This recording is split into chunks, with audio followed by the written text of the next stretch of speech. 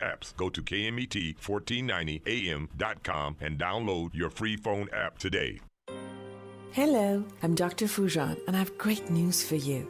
I'm offering a special time-limited offer to anyone who's interested in online therapy or coaching sessions. I've developed the awareness integration model, which allows in only 12 weeks to raise your self-esteem and confidence and let go of your thoughts and emotions that produce depression and anxiety for you. So call today to schedule your online session and save $600. Call me today at 818-648-2140. That's 818-648-2140. Or go to www.foojan.com.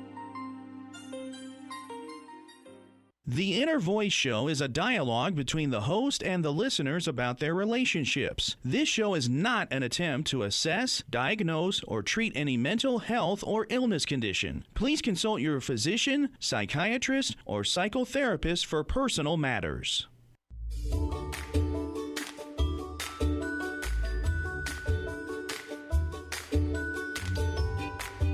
Inner Voice, a heartfelt chat with Dr. Foojan.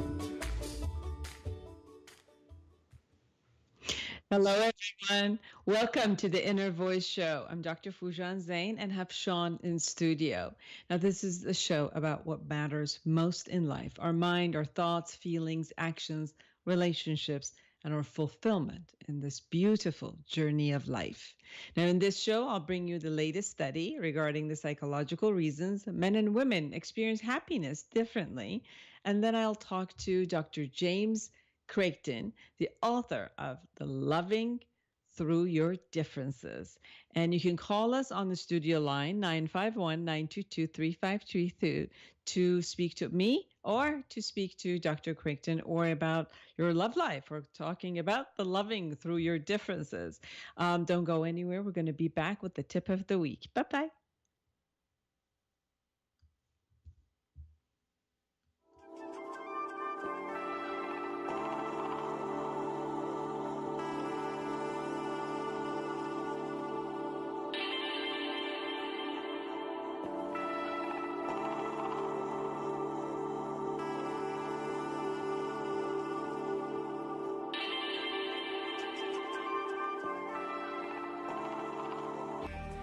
Have you ever wished you could just wake up one day, reach across your nightstand, and hit the life reset button? Let's face it, the struggles and frustrations of everyday life leave millions of women and men around the globe yearning for a new way. And the new way is right here in Life Reset, the awareness integration path to create the life you want, by Dr. Foojan Zeine. You can get it now at Foojan.com or Amazon.com.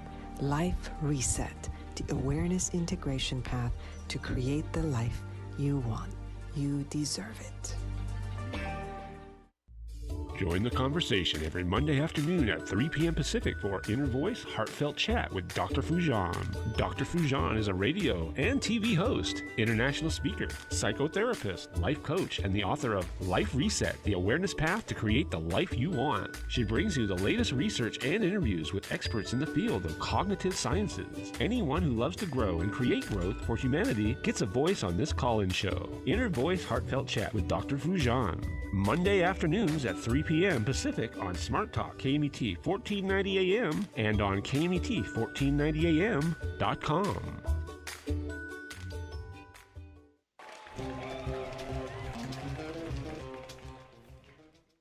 So this is the tip of the week. Now, there is an amazing sense of peace when you intend to be in peace with all that happens around you. Now, the intention of peace is what sets the stage for inner peace and possibly creating a peaceful relationship and environment around us. Now, being honest with yourself, being on integrity, authentic, transparent, loving, and caring for yourself and everyone sets the stage for peace. The need to be right, to overpower, dominate, and control others creates a fight and resistance, and therefore takes your peace away. Events will happen that would make you want to resist what is about to change in your life, that would take your peace away. Now, having the ability to receive what comes at you with peace is a skill to be learned and practiced. Don't take things personally. Allow yourself to see what is in front of you, even if you don't like it or feel threatened by it. Then make a decision on how to handle it based on what you intend to create in your life. Be authentic to your emotions, identify them, honor them, and release them and integrate them with your rational decision making to have a clear and peaceful action toward an outcome that you desire. We'll be right back with research about who's happier, men or women. We'll be right back.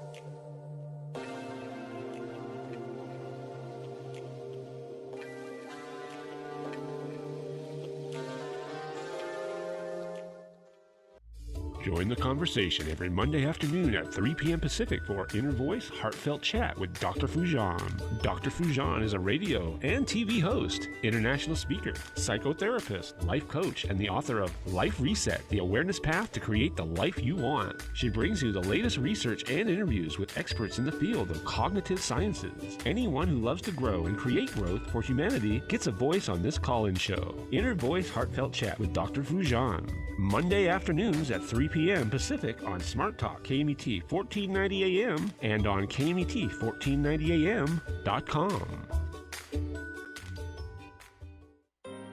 Hello, I'm Dr. Foojan, and I have great news for you. I'm offering a special time-limited offer to anyone who's interested in online therapy or coaching sessions. I've developed the awareness integration model, which allows in only 12 weeks to raise your self-esteem and confidence and let go of your thoughts and emotions that produce depression and anxiety for you. So call today to schedule your online session and save $600. Call me today at 818-648-2140. That's 818-648-2140. Or go to www.foojan.com.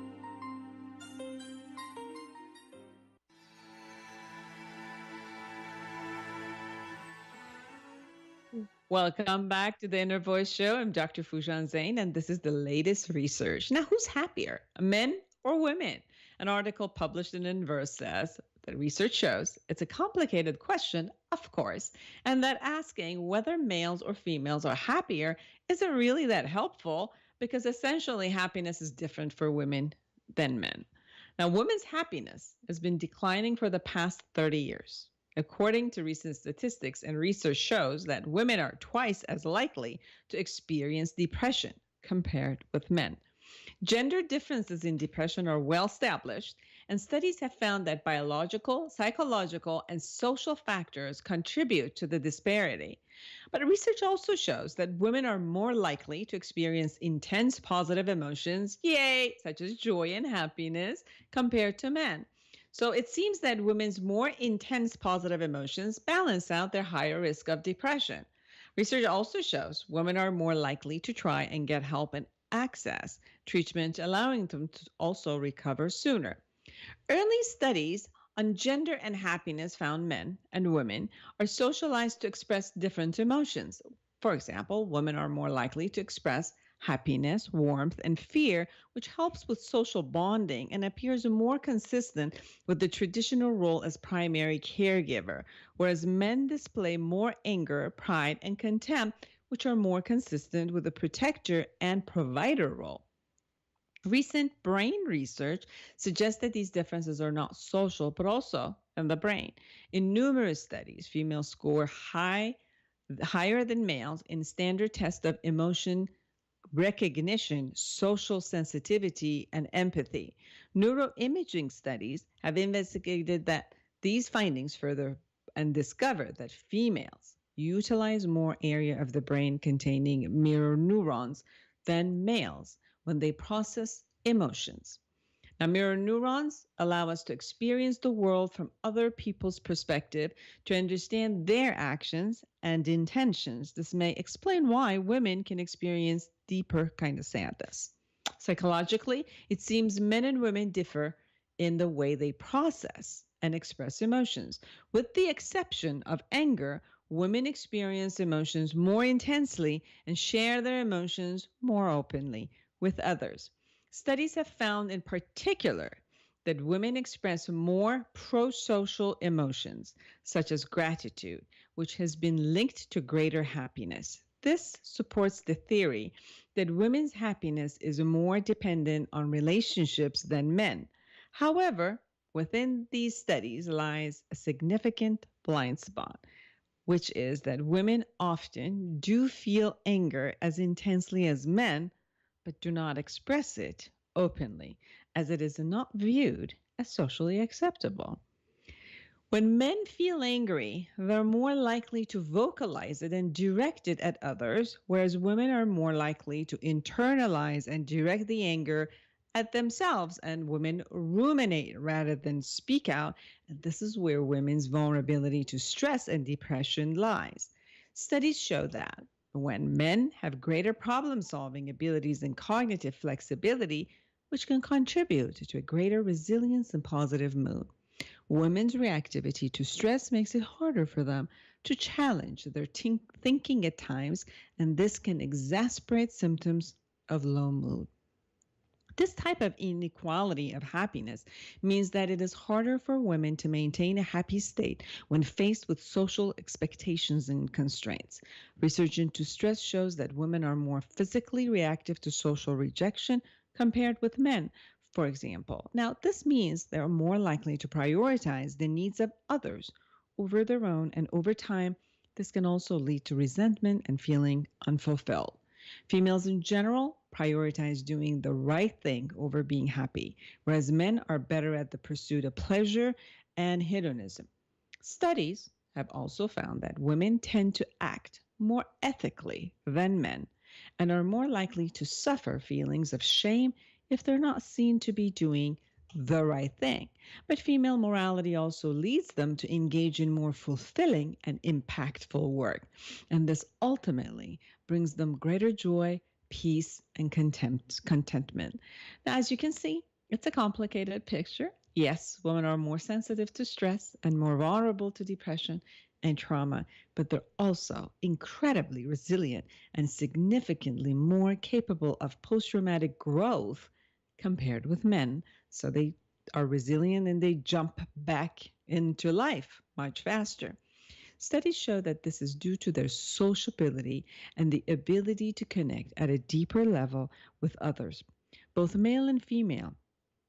Also, it is important to recognize that despite these differences, the benefits of happiness are far reaching for both women and men, and that research shows happiness is not merely a function of individual experience, but ripples through social networks. Happiness is infectious and contagious, and it has a positive impact on the health and well-being of everyone. So now you know, between men and women, there are differences psychologically, physically, in the brain, and how the society actually accepts their expression of emotions. And that's why we get trained that way. But ultimately, being true to yourself and learning what to do with your emotions, how to handle it, identify it, release it, and give it the appropriate expression that it needs, ultimately you would lead yourself to happiness in that way. So I'm so glad that we will be right back with our guest, Dr. James Creighton, who's a psychologist and a relationship consultant who has worked with couples and conducted communications training for more than 50 years. He's the author of Loving Through Your Differences, Building Strong Relationships from Separate Realities. Dr. Creighton recently developed and conducted couples conflict training for several hundreds professional staff of the Thailand Department of Mental Health based on the new Thai translation of his last book, How Loving Couples Fight. And he has taught throughout North America as well as Korea, Japan, Israel, Brazil, Egypt, Russia, and the Republic of Georgia. And we'll be right back with Dr. James Creighton.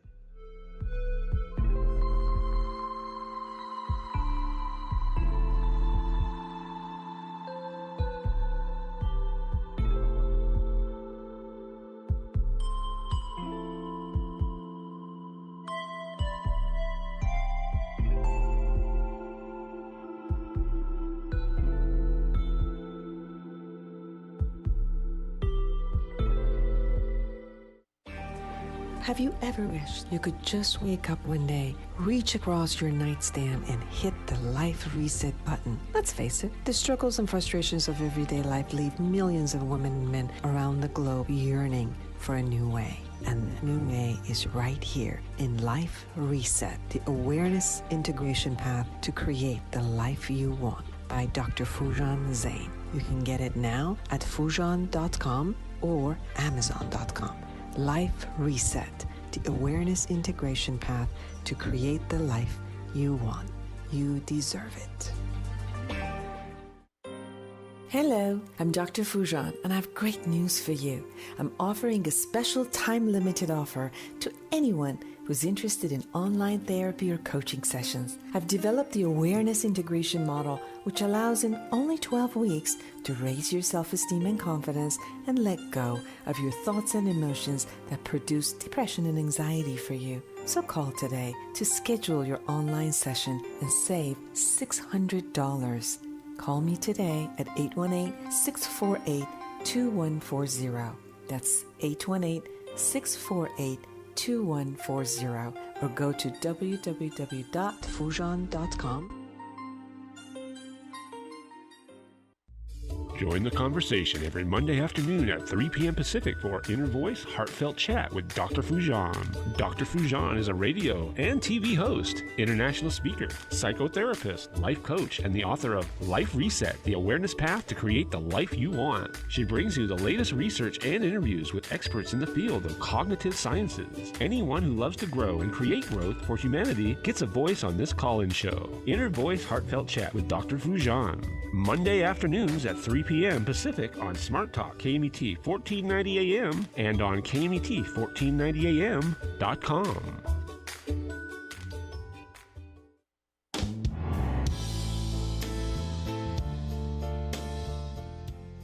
Welcome back, everyone, to Inner Voice Show. I'm Dr. Foojan Zeine, and I'm so excited to have Dr. James Creighton with me, the author of Loving Through Your Differences. Welcome, Dr. Creighton. Thanks, Dr. Zeine. Great to be with you. Now, I went through your book. It is an awesome book. It talks about what is real. Really, what is real? Like that's the best thing that as I was living, I'm like, this is a fresh breath of air. Like, yeah. So I'm really excited to bring that to our audience, to everybody who's listening. So you talk about the different realities and the realization that, this is actually your quote, the realization that the person we love doesn't share our emotional reality can be a source of great anxiety and alienation. That is so true. I mean, recently, I also work with couples, and I've had clients who sit there in an awe of, how come this person does not do what I ask or say or look at the world the way I do? Like, there's this surprise even about, of course, everybody, especially my mate, the one I chose because we were similar, of course they have to agree with me and look at the world from my world. So tell us about that. Well, I wrote the book because I've had all the same experiences. My observations, all couples fight. Some couples fight a little and some fight a lot. And frankly, my wife and I are in the fought a lot category. And so you lasted 50 years, though. Yeah, we're doing 53 years this year. So I guess we're going to make it. But it's taken a lot of hard work. And in that process, I've learned new skills and rethought things and found things that help. And this book is kind of me sharing, hey, this worked for me, helped me, and so forth. And I found the kinds of conflicts that were the hardest were the ones that, when you got down to it, the meaning of an event to her was different than the meaning of the event to me. You start with something silly like you go to a movie and I enjoy the movie and she's bored to tears. She doesn't find car chases particularly interesting. And we come out of the movie, and if I say, well, that was a great film, We could get in a disagreement, and with a little skill, we could maybe turn it into a fight. I don't know. But the point is, it's an absolute fact that I enjoyed it. It's an absolute fact that she was bored to tears. So as long as we stay in the realm of this is the experience I had, we're okay.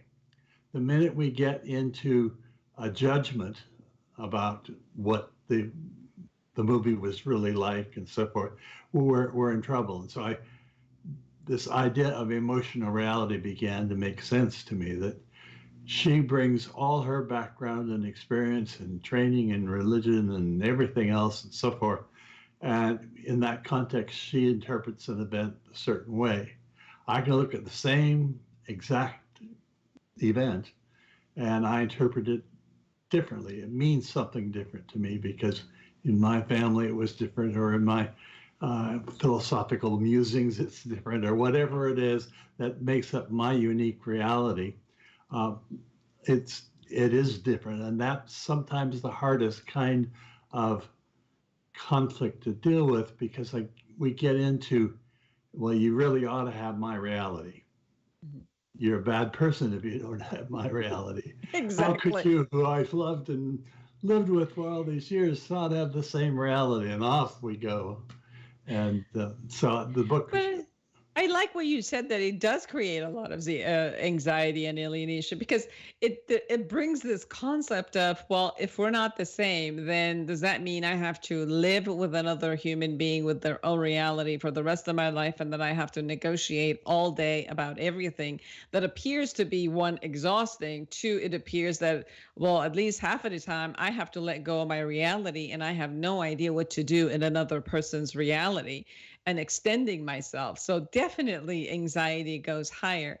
I love the sentence that you wrote in your chapter 2, Making Sense. It says, the minute we're born, perhaps even sooner, we begin trying to make sense of things. Most of the time, it seems like what we need to learn is out there, external to our skin. What makes sense seems predefined. It is our job to discover it. We don't realize that what is in here, inside ourselves, plays a major role in the way we make sense of things. Yeah, that's, if you listen to what the culture says, it says something like, you make me feel like dancing. So this thing out here is what causes me to feel the way I do. But the reality is that the event happens, and I interpret the event. What it means to me can be something entirely different. So I can feel terribly hurt by something my wife says, and it's true I'm hurt, but it's not necessarily true that she hurt me or that she intended to hurt me, or any of the rest of the things that we get into with that. If the person's going to have trouble accepting that the husband or wife has a different emotional reality, they're going to have some problems, because our emotional reality is different from everybody. Nobody else has exactly the same emotional reality. It's more threatening to us when someone we love has a very different reality. That shakes us up a lot more. But the truth is, no one else has your emotional reality.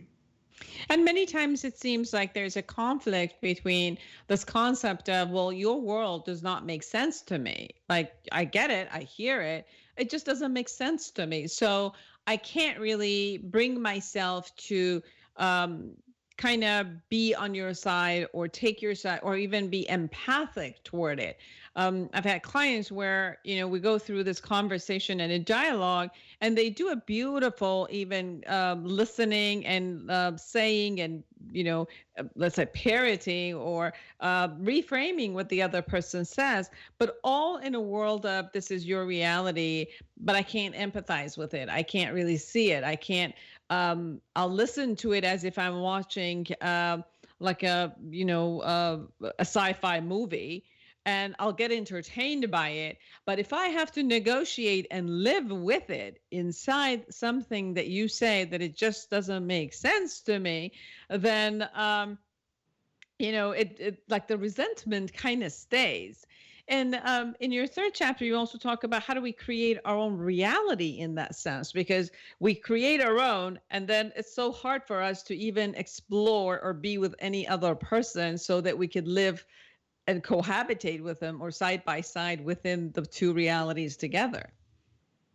Well, I do think people are going to have to learn how to reframe their own experience and their own reality and so on. And what I mean by reframe is find a broader understanding of the event that accommodates both their reality and the other person's reality.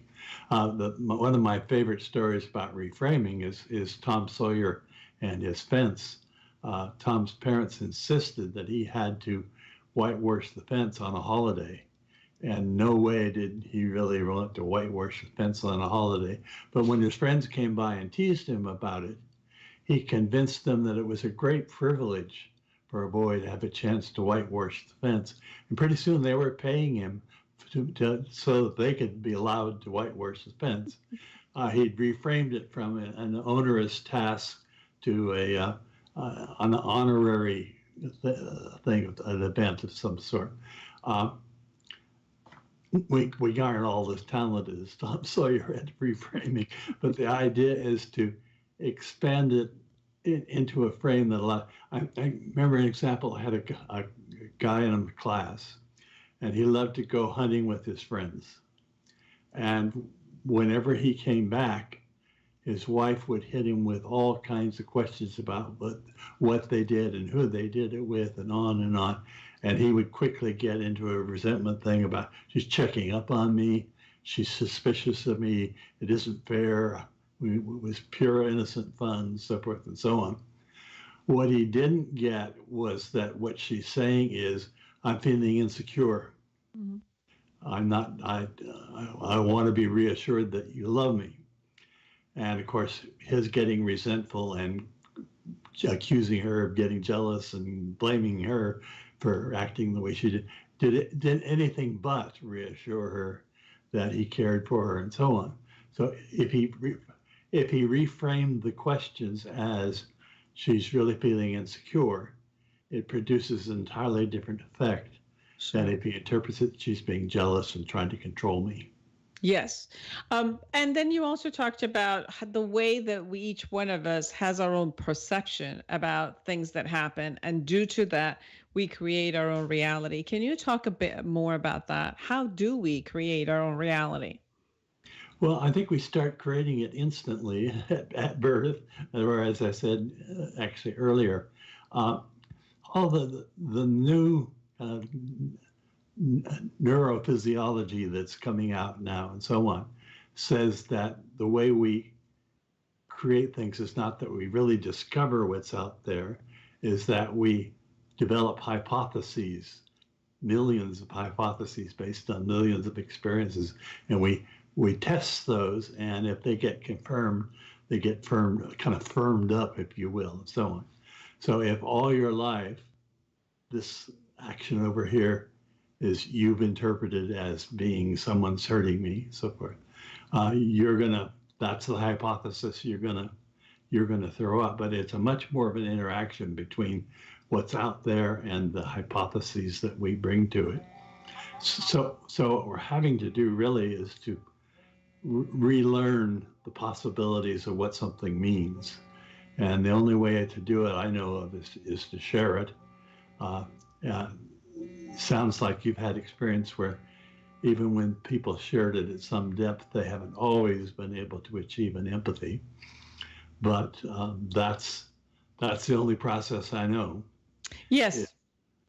You're absolutely right. That's the only process that can be the concept of, and you in your book, you also talk about the guidelines for learning from the differences. And then you explore the most important one, at least listening for the other person as not someone who is you. Because a lot of times I've also noticed that we we are attempting to listen, but we're only listening for our similarities, or we're listening sometimes from a space of, no, that's not it. No, because you can see it like in their facial expressions that they're already trying to answer back.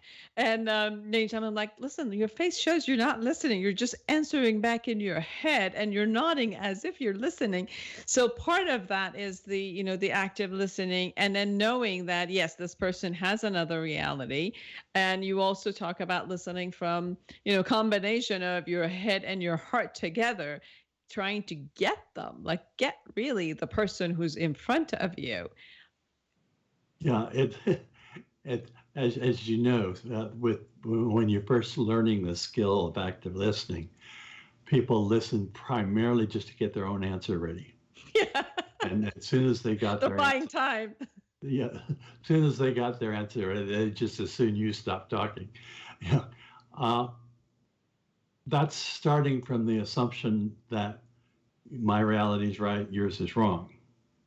If you start from the assumption that your partner has a reality that you need to understand and explore, it does change the dynamic there. You're not listening to find out what's wrong with her. You're listening to understand what the experience is and what could have brought it about. And so now I admit, in my experience, or my wife and I, there are times when I can't listen like that. I'm so full of feelings myself that I just, no space available inside for what she's trying to tell me. We got help. A therapist told us, do a 5-minute rule. And the way the 5-minute rule works is either one of us can say 5-minute rule, and you stop whatever you're doing. All you can talk about is who goes first. And if you can't agree on that, flip a coin. And then that person gets 5 minutes to say whatever they want to say, however they want to say it, and so on. In return, the listener gets 5 minutes to say what he or she wants to say. And if they still have something more to say, they do another round. And why it works is if you're the sender, the person who's got the feelings, 5 minutes is long. 5 minutes without anybody telling you you're bad, stupid, or crazy for feeling the way you do is long enough that some of the heat goes out of it. You may still feel that way, but you don't have that sense of urgency. I've got to convince him that I'm right, and so forth. In fact, I find by about 4 minutes, I'm boring myself. And my wife is a little more ill. Sometimes we have to do a second round of 5 minutes and so on. And it doesn't always end dramatically. It may end with just, well, I don't have any more to say. And that's not a bad place to stop. Problem solving can come another time, so forth and so on.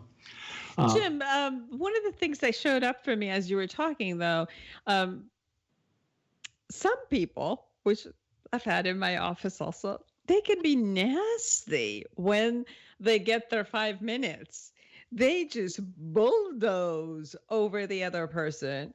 And sometimes the capacity of the emotional strength is not similar between the two people. And one can definitely bulldoze the other one, and the other one just goes in. How do you suggest for couples who will use those 5 minutes in really dominate the other person? How would that land for the person who's being blasted and doesn't have the capacity or the strength to respond back at the same power? Yeah, that's real. I have seen that happen. And I'd love to put some rules on the 5 minutes as to how you communicate your feelings, except the minute I do that, who's going to stop them and say, you can't do that, because the minute you do that, you've kind of lost the whole point of the 5-minute rule. Right.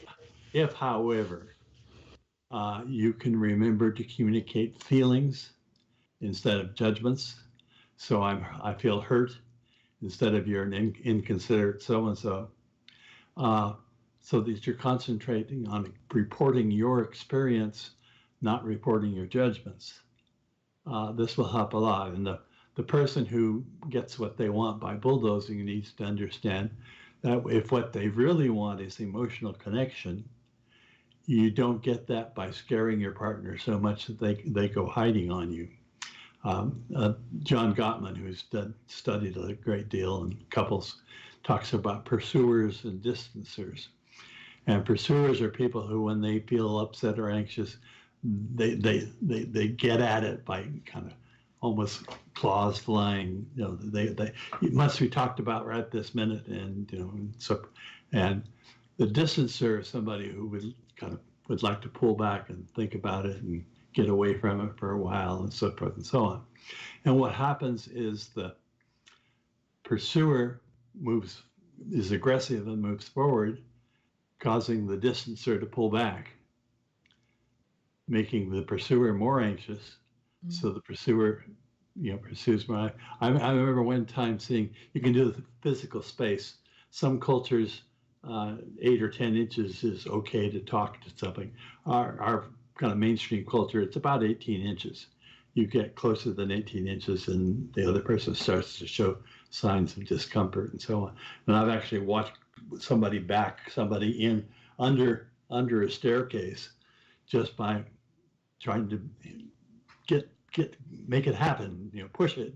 And it's the same concept with the pursuer. The pursuer pushes it, and instead of getting the emotional connection, the connection gets cut off. Both people are doing what they need to do to handle their own anxiety. My wife is a pursuer, and I was a distancer. I was raised in a family where conflict was just not done. It was all underground and hidden, and certainly never in front of the kids. All I'd know as a kid was the adults seemed kind of itchy. And what would happen, my wife would come at me, I'd start pulling back and trying to withdraw. She'd come forward more and so on. And we came up with a ground rule where I didn't have to deal with her issue whenever she felt it was done, but I had to do it within 24 hours. Mm-hmm. And so she had the assurance that she would get heard, and I didn't feel controlled where she dictated when we were going to talk about things and so forth and so on. Now, what usually happened is about the time we reached agreement on that, I'd say, oh, heck with it, let's talk about it. So once the control issue was gone, yeah, get it over with. So forth and so on. And one of the concepts of your books talks about examining your self-talk, and exactly what you were talking about, that if there's a part of you that is feeling dominated or being controlled and is resisting that, the moment you kind of examined it or looked at it and saw how you could take care of yourself in that way, then the issue lifted off, it seems like. Yeah, it's like that issue's out of the way. And I also talk in the book about different parts of the personality, and sometimes it's almost like that. One personality who's terribly scared of being controlled fights and fights until he doesn't feel controlled, and then another personality comes in and says, "Oh, let's talk about it. It's kind of interesting," so forth and so on. But yeah, the self-talk thing is, all of us have kind of the inner voice that's judging and commenting on stuff we're doing, and boy, you idiot, how could you have done that kind of thing, and so on. Much of that inner voice is negative. Yes. It's telling us how we failed and we should have done this better, and so forth and so on. Much of it's stuff we learned from parents, family, school, so forth, or early stuff. And we kind of put ourselves in a prison by continuing to inject ourselves with that negative thought. And the idea and the way people seem to be working on this is to actually come up with positive phrases that reinforce where you want to be and the kind of person you want to be, and then repeat it to yourself in various ways. The most extreme one I ran into was a guy who put a rubber band around his wrist and certain negative phrases, self-talk phrases, he'd snap himself with a rubber band, and that would remind him to start reprogramming and so on. But I've seen, there's a cartoon I've seen where there's a guy sitting in a cage with all of these slats and so on, and the slats are all labeled beliefs, Mm-hmm. and he's limited by his beliefs, and he can get out of it only by reprogramming some of those beliefs. Mm-hmm. Yes, examining yourself, it seems like it takes on the concept of, again, what you have in your book, responsibility, the ability to respond with what's going on in front of you. And then based on that, maybe your different parts can first communicate with each other and take care of yourself responsibly. And then to bring that, the same concept of responsibility in the way that we communicate with each other to be able to say the message that is important for us, which we talked about the meaning, the feeling, what our needs are, how to fulfill our needs, what we need for negotiation. And that is a part of the tools that you're also offering in this book. Can you say a bit more about that? Well, some psychologists even go so far as to talk about them as subpersonalities, even having even being different genders and so forth and so on, but still inside. But certainly everybody's had the experience of, well, I'd really love to do this, but, and then there's another voice that says so on. I mean, like, I'd love to lose weight, but, and so far the second voice seems to be winning so far. But the idea is to get the two people to talk and even act this out.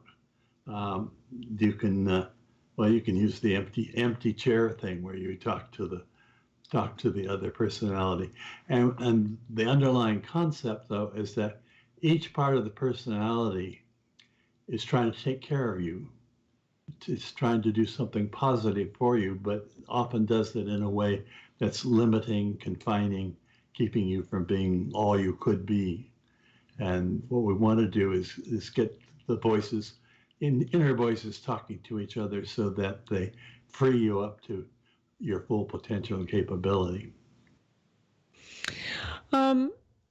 There's also this concept of how do we, due to our need or due to habit, due to maybe the anxiety that shows up or due to the need to be right or dominant, we create a communication path where we could escalate a fight or we could actually calm down a fight. The way we are, we could create where we could get at each other, and with a simple concept that could have been communicated, it could get raised, or we can notice something is getting escalated and try to avoid that type of an escalation and calm it down. Can you talk a bit about that? Well, yeah, I had the experience of my first wife died quite suddenly. And when I remarried, about 6 months after I remarried, I realized we were having the same fight that I'd had with my first wife. Now, I could understand how I knew the script, but how she knew the script. Obviously, I was doing something with cueing her to act in the same way that my first wife did, and she was cueing me at the same time, and so on. So I got interested in what happens, and they do escalate, and they kind of start out with judgments and accusation and blame. And then they move, usually the issue gets expanded. So you start out with somebody left the cap off the toothpaste, something silly like that. And then you're always so messy and you're irresponsible. You don't take care of things. And pretty soon, I mean, even our neighbors talk about that and so forth. And you've expanded the issue. You brought in other people as ammunition, and it gets higher and higher. And in the book, I list each step in there, because if you can see yourself doing it, you have a chance of stopping it. Now, the way my wife and I have stopped it, we've set some rules. One is we don't expand the issue. Expanding the issue is going from toothpaste cap to you're always so messy. Yes. And then the next level of expansion might be this is the way you are in life. You didn't get the taxes done. You didn't do, so forth. So, okay. Our rule is don't expand the issue, and being human, every now and then one of us will. And the rule simply serves as a way of kind of getting us back on track. Okay, I'll talk about toothpaste caps and so forth. Another one is don't use other people as ammunition. So that when the minute he started talking about how the neighbors said the same thing, or Dr. So-and-so says such and such, or your sister said, and so on, and claiming other people. What all that happens when somebody feels ammunition being used against them, or other people are being used against them, they start lining up their people. Of course. And pretty soon you have armies that are, fighting each other. And I've seen families get split right down the middle by this sort of thing. Especially if you have children, James. I mean, definitely people are going to create alliances with their children, some form. And I think the children will fall into that trap and begin imagining and seeing one of their parents exactly as the way that the other one does.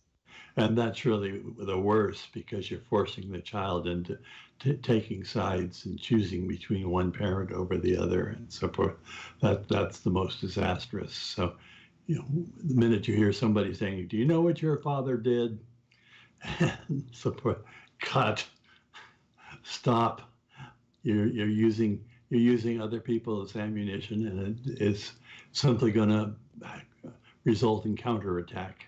Yes. Now, so responsibly communicating, as you say it, what I'm hearing from you is to first realize and examine your own self, look at what's going on inside of you, look at your different personalities or subpersonalities, different parts of you who have different needs and are acting at a different perspective.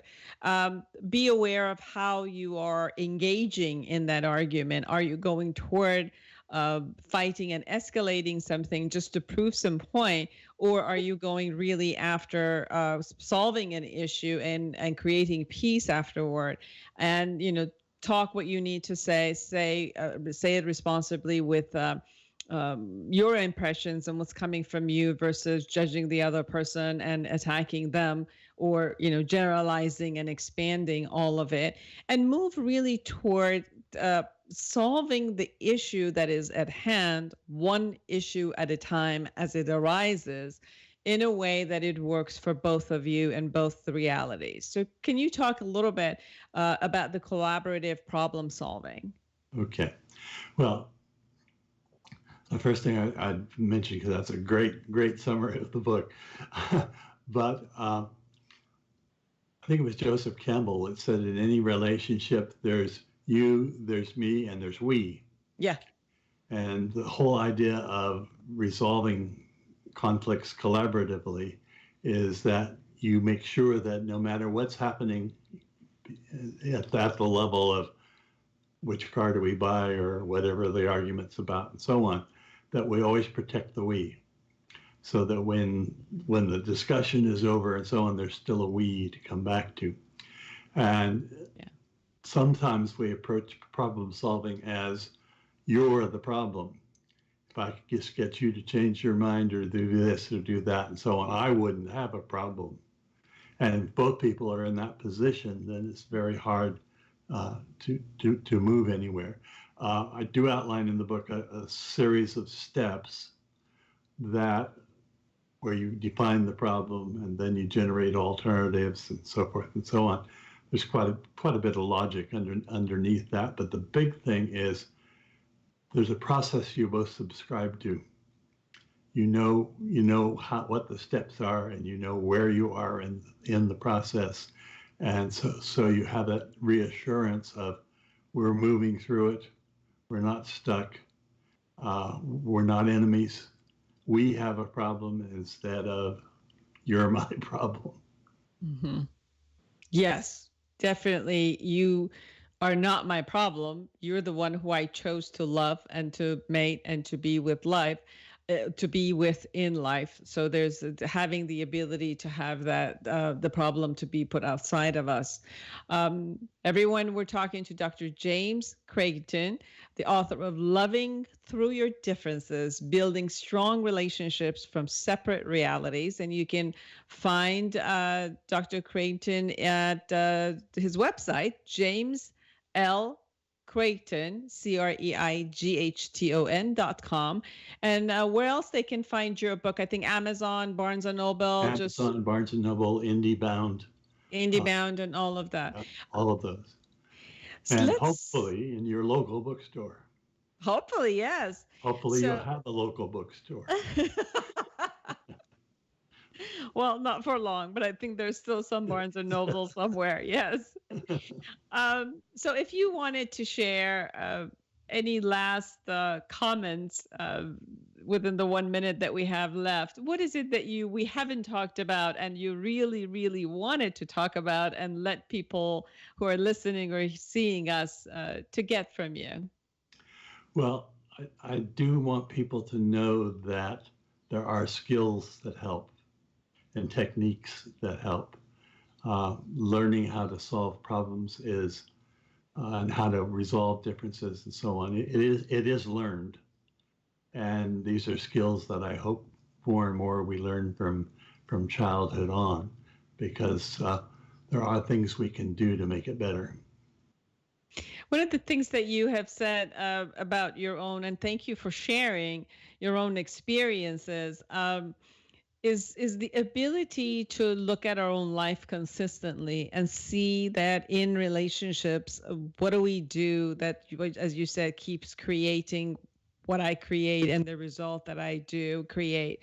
What is it that you've learned in the 53 years of your marriage? Because most of the time when we say, do you have a happy marriage? And we'd say, well, if we did it for 53 years, then it's called a happy marriage. But you also were authentic and said, we fight a lot. So very quickly tell us, what was the secret that you fight a lot and yet you are resilient and you create this beautiful, authentic and intimate relationship? We work at it. Yes. And it's hard work. Yes. Yes, you're absolutely right. I think people think that a good relationship, which is happy, should be effortless. But I love it. You said it. We work at it. We actually make it important, and we go at it and see what the greatness of it. So thank you so much for taking the time to be on my show. It was a joy to have you, and I hope everyone out there who is looking for creating a loving relationship gets this book, Loving Through Your Differences by Dr. James Creighton. So thank you for being with us.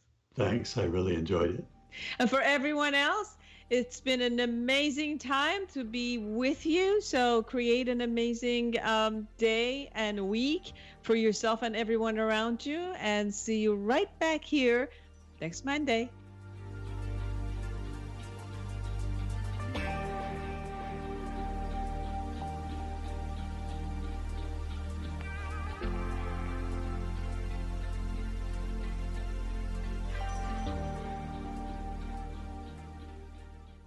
The Inner Voice Show is a